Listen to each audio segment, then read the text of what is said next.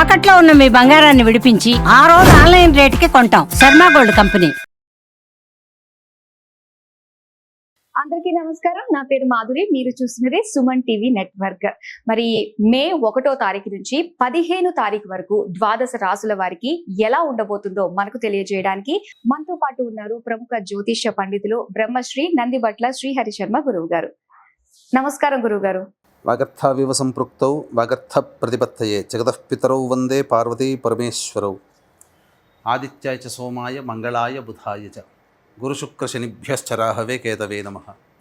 శృంగేరి జగద్గురు పీఠాధిపతులకి కంచి పీఠాధిపతులకి నమస్కారములు తెలియజేసుకుంటూ కార్యక్రమాన్ని ప్రారంభిద్దాం. గురుగారు, మకర రాశి వారికి ఎలా ఉండబోతుంది అంటారు? మే 1వ తారీఖు నుంచి 15వ తారీఖు వరకు 12 రాశుల్లో జన్మించినటువంటి వారికి ఏ విధంగా ఉండబోతుందో తెలుసుకునే ప్రయత్నం చేద్దాం. ముందుగా ఈ 12 రాశుల్లో జన్మించినటువంటి వారికి 1వ తారీఖు నుంచి 15వ తారీఖు వరకు ఏ రోజుల్లో ఆదాయం బాగుంటుంది, ఏ రోజుల్లో ఖర్చులు అధికంగా ఉంటాయి, ఏ రోజుల్లో మానసిక ప్రశాంతత లోపిస్తుంది, ఎప్పుడు ఎలాంటి నిర్ణయాలు తీసుకోవాలి అనేటువంటి విషయాల గురించి క్లుప్తంగా తెలియజేసుకునే ప్రయత్నం చేద్దాం. ఇక వీక్షించేటువంటి ప్రేక్షకులు కూడా గమనించాల్సిన అంశం ఏంటంటే, ప్రధానంగా గ్రహాలన్నీ కూడాను మారబోతున్నాయి ఈ మే మంత్లోనే. మే 14వ తారీఖు రోజున గురువు మిథున రాశిలోకి ప్రవేశం చేస్తున్నాడు. అలాగే కొన్ని పంచాంగాలలో 16వ తారీఖు మరియు కొన్ని పంచాంగాల్లో 18వ తారీఖు రోజున రాహువు మీనరాశి నుంచి కుంభరాశిలోకి, కేతువు కన్యా రాశి నుంచి సింహరాశిలోకి ప్రయాణం చేయడం జరుగుతుంది. కాబట్టి ప్రధానమైనటువంటి గ్రహాలు గురువు, రాహువు, కేతువు ఈ నెలలోనే మార్పు చెందబోతున్నారు. కాబట్టి దీని ప్రభావము భవిష్యత్తులో అనగా వచ్చే మే 15వ తారీఖు తర్వాత జరిగేటువంటి సంఘటనలకి మే 1వ తారీఖు నుంచే నాంది కాబోతుంటాయి. కాబట్టి ఈ మే 15 తర్వాత జరిగేటువంటి మార్పులకి 1వ తారీఖు నుంచే శ్రీకారం చుట్టబోతాయి. కాబట్టి గ్రహాలన్నీ కూడాను మార్పులు అనేటువంటివి ఉంటాయి. కాబట్టి జాగ్రత్తగా గమనించగలరు. ఇక మన గ్రహాల యొక్క స్థితిగతులు చూసుకున్నట్లయితే మేషంలో రవి, అలాగే వృషభంలో గురువు, కర్కాటకంలో కుజుడు, కన్యలో కేతువు, మీనంలో శుక్రుడు, బుధుడు, శని, రాహువు. బుధుడు 7వ తారీఖు నుంచి మేషరాశిలోకి ప్రవేశం చేస్తాడు. మే 1వ తారీఖు నుంచి 15వ తారీఖు వరకు మకర రాశిలో జన్మించినటువంటి వారికి ఏ విధంగా ఉండబోతుందో తెలుసుకునే ప్రయత్నం చేద్దాం. 3వ స్థానంలో శుక్రుడు, శని, రాహువు, బుధుడు. ఈ గ్రహ ప్రభావం వలన మీరు ఆత్మస్థైర్యంతో అనగా కాన్ఫిడెన్స్ లెవెల్స్తో మీరు అనుకున్నటువంటి పనులన్నీ ముందు చేసుకోగలి ముందుకు వెళ్ళగలుగుతారు. తద్వారా అనుకున్నటువంటి పనులలో ఎదుటి వాళ్ళ మీదో మానసికంగా మీది పైచేయి ఉంటుంది. కాబట్టి తెలివితేటలతో మీ యొక్క పనులని పూర్తి చేసుకునే అవకాశాలు మీకు గోచరమవుతాయి. నూతన వ్యక్తుల పరిచయము, ప్రత్యేకంగా నూతన స్త్రీల పరిచయము ఈ యొక్క మకర రాశికి ఈ 15వ తారీఖు లోపల ఉండబోతుంది. కాబట్టి అన్ని విధాలుగా అనుకూలంగా ఉండేటువంటి సమయం చెప్పవచ్చు. ముఖ్యంగా ఏలిన నాడి శని దోష ప్రభావం నుంచి బయటపడినటువంటి రాశిగా సహాయ సహకారాలు అన్నీ చక్కగా ఉంటాయి. సోదర సోదరీమణులు, అలాగే కోల్పోయినటువంటి బంధాలు అన్నీ కూడా తిరిగి మీకు చెంత చేరుతాయి. ఆనందకరమైనటువంటి జీవితాన్ని పొందుతానని చెప్పవచ్చు. ఇక చతుర్థ రవి బుధ సంచారము ప్రధానముగా బదిలీలకు జరిగేటువంటి అవకాశాలు ఉంటాయి. గవర్నమెంట్ ఉద్యోగస్తులైతే బదిలీలు కానీ, ట్రాన్స్ఫర్స్ కానీ, లేదా వేరే పనిచేస్తున్నటువంటి వ్యక్తులకి వేరే ప్రాంతానికి ట్రాన్స్ఫర్ అయ్యేటువంటి అవకాశాలు ఎక్కువగా గోచరమవుతున్నాయి. ఉద్యోగంలో జాగ్రత్తలు పాటించండి.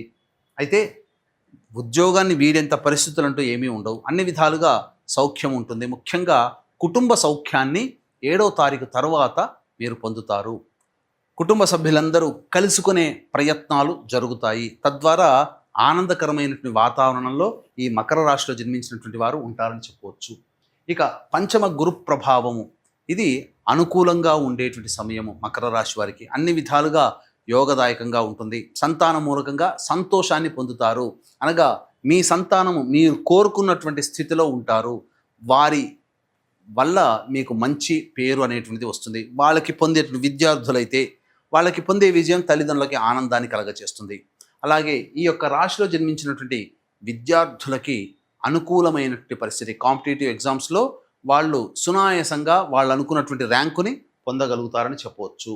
ఇక సప్తమ స్థానంలో కుజుడు స్తంభించి ఉన్నటువంటి కారణం ఇది కాస్త విచారించాల్సినటువంటి. కాబట్టి అంటే ఏంటి, మీరు ఏ వృత్తి ఉద్యోగ వ్యాపారాల్లో ఉంటారో తోటి వారితో కలుపుగోలుగా ఆనందంగా నవ్వుతూ పలకరించే ప్రయత్నం చేయండి. బెట్టుగా ఉంటే అది మీకే మోసము. ఎదుటి వాళ్ళతో వాగ్వివాదాలు జరిగేటువంటి అవకాశాలు ఉంటాయి. కాబట్టి అది గుర్తించి మొగ్గలోనే తుడిచివేయడం అనేటువంటి అలవాటు చేసుకుంటే ఈ కుజగ్రహ ప్రభావం నుంచి చాలా మటుకు మీరు బయటపడతారు అని చెప్పవచ్చు. ఇక జీవిత భాగస్వామి స్త్రీ అయినా పురుషుడైనా ఎవరైనా కానీ వారితో ప్రేమ ఆప్యాయతతో మెలగండి, గౌరవ మర్యాదలతో ఉండండి. ఎందుకంటే ఎన్ని పనుల నుంచి వచ్చినా ఇంటికి రాగానే ఇంట్లో ఉన్న భాగస్వామి అనునయము, ప్రేమ ఇవి ఉంటే ఆ వ్యక్తికి స్త్రీ అయినా పురుషుడైనా ఆనందంగా జీవించగలుగుతాడు. కాబట్టి అటువంటి ఇంట్లో సంతోషం ఉండాలి అని అంటే మీ జీవిత భాగస్వామితో ఆనందంగా ఉండేటువంటి ప్రయత్నం చేయండి. ఇక నవమ స్థానంలో కేతువు, ఇవన్నీ కూడాను యోగించేటువంటి పరిస్థితులే. కాబట్టి ఖచ్చితంగా ఈ యొక్క 15వ తారీఖు లోపల దేవతా దర్శనం, దేవతా స్థలాలకి దర్శించడం, లేకపోతే మత పెద్దలని సందర్శించడం, వారి ఆశీర్వచనలు తీసుకోవడం అనేటువంటి జరుగుతుంది. ఏదో ఒక పూజా విధాన కార్యక్రమాల్లో మీరు నిమగ్నమై ఉంటారు అని చెప్పవచ్చు. అన్ని విధాలుగా ఏతావాత చెప్పొచ్చేది ఏమిటంటే ఈ యొక్క మకర రాశిలో జన్మించినటువంటి వారికి సంపూర్ణమైనటువంటి యోగ్యతా కాలంగా చెప్పవచ్చు. వివాహం కావాల్సినటువంటి అబ్బాయిలకి అమ్మాయిలకి వివాహ సంబంధాలు కుదిరే అవకాశాలు కూడా గోచరమవుతున్నాయి. అలాగే సంతానం కోసం ఎదురు చూసేటువంటి వ్యక్తులు చక్కటి వార్త వింటారు, ఆనందకరమైనటువంటి జీవితాన్ని పొందుతారు. అన్ని విధాలుగా అనుకూలంగా ఉంటుంది. విద్యార్థులకి అన్ని విధాలుగా యోగదాయకంగా ఉంటుందని చెప్పవచ్చు. ఇక అన్ని వృత్తి ఉద్యోగ వ్యాపారాల్లో ఉన్నటువంటి వాళ్ళకి ధనాదాయము సాధారణం కంటే ఎక్కువగానే ఉంటుంది. కాబట్టి ఆనందకరంగా జీవిస్తారని చెప్పవచ్చు. ఇక మహావైశాఖి అంటే వైశాఖ పౌర్ణమి ఈ నెల 12వ తారీఖు రోజున ప్రధానంగా ప్రేక్షకులందరూ కూడా పితృదేవతల యొక్క అనుగ్రహాన్ని పొంది సముద్ర స్నానం చేసినట్లయితే అనేక దోషాల నుంచి విముక్తి అవుతారని చెప్పి మనకు చెప్పబడి ఉంది. సాక్షాత్తు విష్ణువే ఆరాధనాపూర్వకంగా ఉండేటువంటిది. కాబట్టి ఇటువంటి వైశాఖ పౌర్ణమి రోజున తండ్రి వైపు 6 తరాలు, తల్లి వైపు 3 తరాలలో ఏవైనా దుర్మరణాలు అంటే road accident, fire accident, suicide attempt, నదిలో బావిలో పడి చనిపోవడం, ఇంట్లోంచి వెళ్ళిపోవడం, లివర్ ఫెయిల్యూర్, కిడ్నీ ఫెయిల్యూర్, క్యాన్సర్తో చనిపోవడం, అలాగే 60 సంవత్సరాల లోపల కుటుంబ సభ్యులు ఏ విధంగా చనిపోయినా, పిండ ప్రదానాలు కుటుంబంలో చేయలేకపోయినా అవన్నీ పితృశాపాలు, స్త్రీ శాపాలు, సర్పశాపాలు, దైవశాపాలుగా, గురుశాపాలుగా చెప్పబడి ఉన్నాయి. కాబట్టి ఇటువంటి శాప నివృత్తికి మన కార్యక్రమాలు 12వ తారీఖు రోజున చేస్తున్నాము. ఇటువంటి శాప ప్రభావం వలన కుటుంబంలో ఎటువంటి శుభకార్యాలు జరగవు, వివాహాలు జరగవు, అనుకున్నటువంటివన్నీ కూడాను అన్నీ నోటి దాకా వచ్చి వెనక్కి వెళ్ళిపోతుంటాయి. ఒక చక్కటి ఉద్యోగంలో ఉండరు, తరచూ యాక్సిడెంట్స్కి గురవుతుంటుంటారు, కుటుంబ సభ్యుల మధ్య ఒక ప్రేమ ఆప్యాయతలు ఉండవు, ఏ పని తలపెట్టినా ఆ ముందు అడుగు వెనక 2 అడుగులు అన్నట్టుగా ఉంటుంది తప్ప ఏది కూడా ఒక పట్టాన పూర్తి కాదు. ఇటువంటి సమస్యలతో బాధపడుతున్నటువంటి వాళ్ళు నా మాట విని ఒక్కసారి ఈ యొక్క శాప నివృత్తి కార్యక్రమం పాల్గొని శాప నివృత్తిని జరిపించుకోండి. తప్పకుండా మీ జీవితంలో మంచి ఉన్నతమైనటువంటి స్థానానికి చేరుకోగలుగుతారని చెప్పడంలో ఏమాత్రం సందేహం లేదు. అయితే ఇప్పుడున్నటువంటి ప్రస్తుత సమాజంలో ప్రతి వృత్తి, ఉద్యోగం, వ్యాపారంలో మంచి చెడు ఉన్నట్టుగానే ఈ పూజల పేరిట ముఖ్యంగా మనకు భగవంతుడు ప్రసాదించింది 27 నక్షత్రాలు. ఆ 27 నక్షత్రాలలో కొన్ని నక్షత్రాలు గండ నక్షత్రాలు. ఆ నక్షత్రంలో జన్మిస్తే నక్షత్ర జనన శాంతి చేసుకోమని మనకు శాస్త్రం చెప్పబడింది. కానీ ధనార్జనే ధ్యేయంగా కొంతమంది ఈ మధ్య ఉన్న 27 నక్షత్రాల్లో 19 నక్షత్రాల పేర్లు చెప్పి ఆ 19 నక్షత్రాలలో పుడితే శాప ప్రభావాలతో జన్మిస్తారు అని చెప్పి జనాలని భయభ్రాంతులకు గురి చేస్తున్నారు. ఒక కుటుంబంలో 4 ఉంటే ఆ 19 నక్షత్రాల్లో ఎవరో ఒకరు ఆ నక్షత్రంలో ఉంటారు. కాబట్టి ప్రతి వాళ్ళు కూడా అమ్మో ఏదో దోషం ఉంది, మా కుటుంబానికి ఏదో శాపం ఉంది అని చెప్పి భయపడి అవసరం ఉన్నా లేకపోయినా ఈ పూజలని బలవంతంగా వాళ్ళ మీద భయభ్రాంతులకు గురి చేసి చేయిస్తున్నారు. అటువంటి వాళ్ళ మాటలు నమ్మి మోసపోకండి. అంతేకాకుండా ఇంకా హేయమైనటువంటి విధానం ఏంటంటే, ఉదాహరణకి చెప్తాను. ఒకప్పుడు కాదు, ఎప్పుడైనా సత్యనారాయణ స్వామి వ్రతం చేస్తే కనీసం 3 గంటలు పడుతుంది. అటువంటిది ఈ రోజుల్లో అరగంట సత్యనారాయణ స్వామి వ్రతాన్ని పూర్తి చేసి తూతూ మంత్రంగా పురాణోక్తంగా చేసి పంపిస్తున్నారు. అదే విధానంగా ఈ పూజలకి కూడా, ఈ శాప నివృత్తి పూజలకి 3 నుంచి 4 గంటలు పడుతుంది.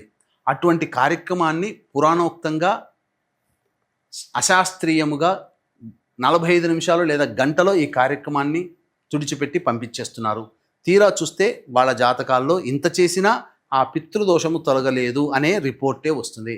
కాబట్టి ఇటువంటి మోసాలకి గురి కాకండి. ఎందుకంటే ముందుగా మేల్కోవాల్సింది ప్రేక్షకులే. చేసేవాడు, మోసం చేసేవాడు ఎలాగో ఉంటాడు. మోసాలు చేసేవాడి బారిన పడకుండా ఉండడమే మన కర్తవ్యంగా భావించుకోవాలి. అందుకనే 2013 నుంచి నిజాయితీగా ఇటువంటి కార్యక్రమాలు మచ్చ లేకుండా చేయించడం జరుగుతుంది. అవకాశం ఉన్న వాళ్ళు చక్కగా ఇటువంటి అసందర్భపు అసత్య ప్రచారాల జోలికి వెళ్లకుండా, భయభ్రాంతులకు గురి కాకుండా, ఈ చెప్పినటువంటి సమస్యలే మీకుంటే ఈ కార్యక్రమంలో పాల్గొనే ప్రయత్నం చేయండి. తప్పకుండా మీకు శాప నివృత్తి జరిగి మీరు ఆనందకరంగా జీవిస్తారని చెప్పవచ్చు. మరి ఈ రాశిలో జన్మించినటువంటి స్త్రీలకు ఎలా ఉండబోతుంది అంటారు? ఇక గమనించుకున్నట్లయితే ఈ యొక్క రాశిలో జన్మించినటువంటి మహిళలకి కోల్పోయినటువంటి స్థానంలోనే గౌరవ మర్యాదలు లభిస్తాయి. కుటుంబ సభ్యులు మీ మాటకి విలువిస్తారు, మీకు బాధ్యతలను అప్పజెప్పుతారు.